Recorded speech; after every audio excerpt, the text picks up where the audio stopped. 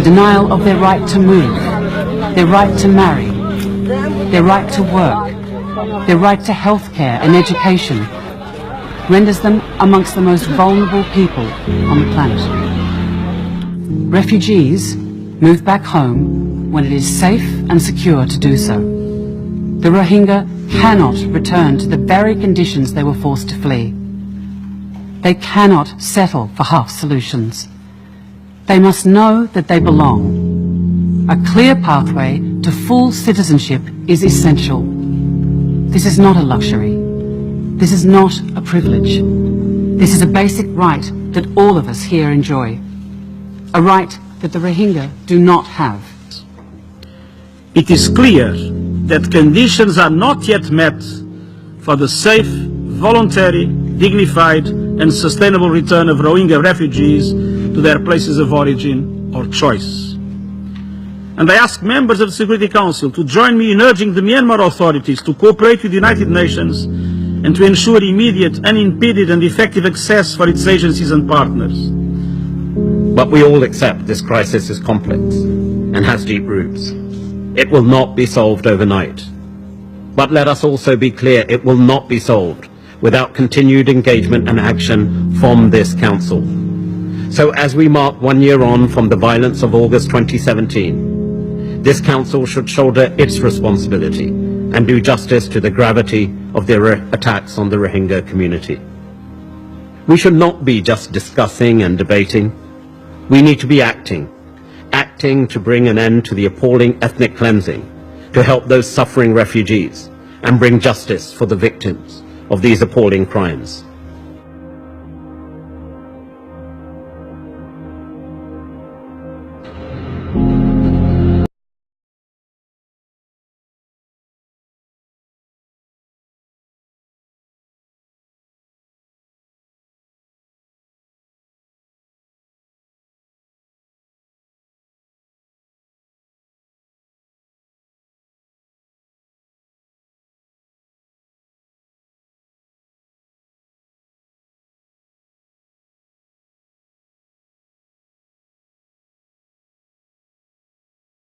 How are you, Ahmad?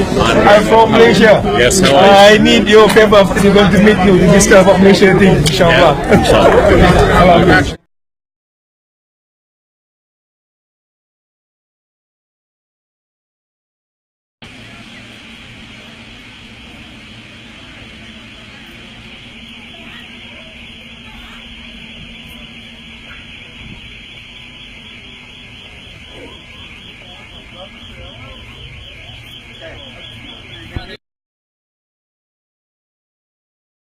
My name's Siobhan McDonough and I am the chair of the all-party parliamentary group for the Ahmadi Muslim community.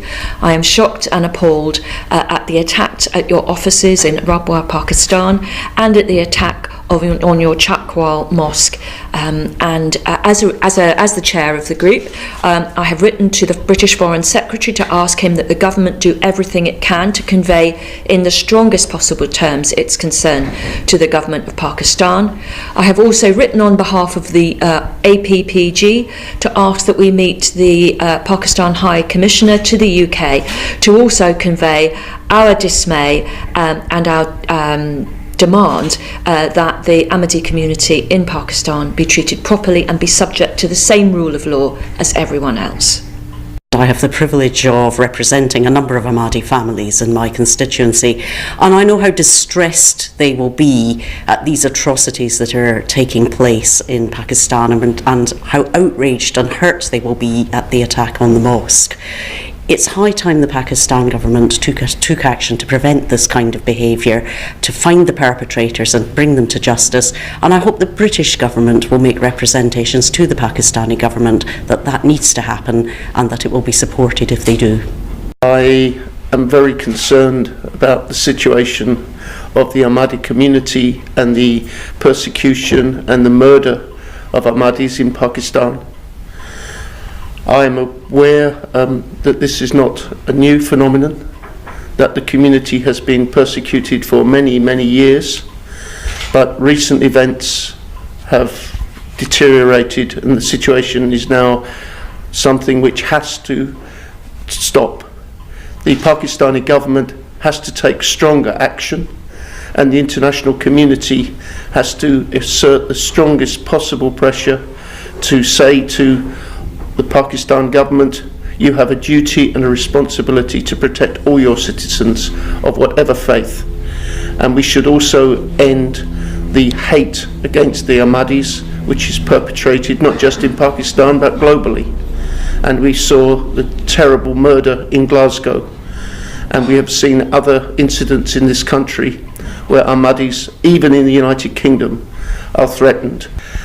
I believe that the British people and the British government should do more, and the British government should speak strongly and forcefully in whatever channels it has to say that the Ahmadis deserve the right to be able to practice their religion and to go about their lives without threats and without persecution. Clearly the situation for the Ahmadi community in Pakistan is deteriorating. We've seen a couple of weeks ago an attack on your headquarters, and more recently we've seen an attack on the mosque in Chakwal. I've already raised parliamentary questions, written parliamentary questions about these issues in Parliament. I know there's a cross-party initiative being led by Siobhan Madonna to raise the issue with government. We need to see firm action from the UK government on this, and also we need to make very strong representations to the Pakistani High Commissioner here that this is unacceptable behaviour.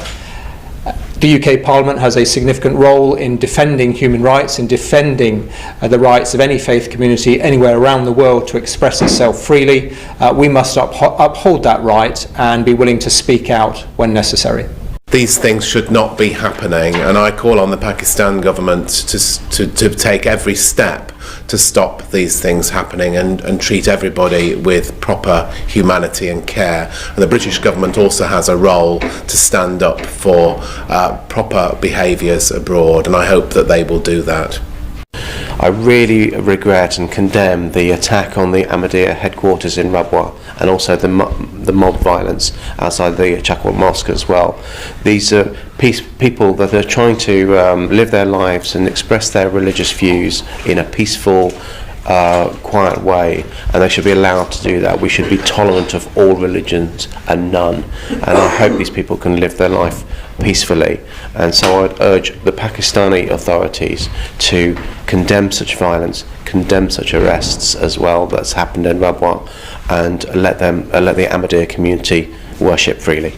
The events over the last week have really shocked, I think, not only myself but others. The raid on the headquarters in Rabwa, and also the 1,000+ mob attack on the mosque in the Chakwal district in the Punjab. I think this is an orchestration of an attack, an orchestrated attack on the Ahmadiyyan community.